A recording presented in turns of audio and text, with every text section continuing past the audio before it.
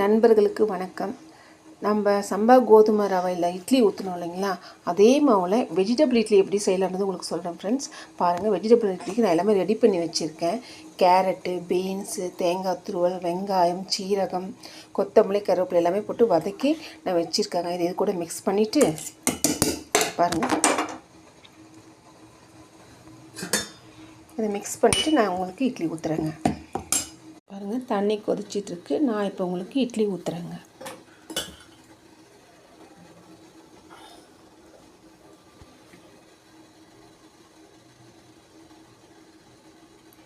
Friends, idli ஊற்றி நான் உங்களுக்கு காட்டுறேங்க. ஃப்ரெண்ட்ஸ், இட்லி வெந்துட்டுக்கும் நம்ம பார்க்கலாங்க. பாருங்கள், சூப்பராக இட்லி வெந்துடுச்சு. ஆஃப் பண்ணிவிட்டு உங்களுக்கு காட்டுறேங்க. சூப்பரான வெஜிடபிள் இட்லி ரெடிங்க. அது கூட தேங்காய் சட்னி வச்சு சாப்பிட்டு பாருங்க, ரொம்ப அற்புதமாக இருக்கும். இதை செஞ்சு சாப்பிட்டு பார்த்துட்டு எனக்கு ஃபீட்பேக்காக கொடுங்க. இது பார்த்த அனைவருக்கும் நன்றி.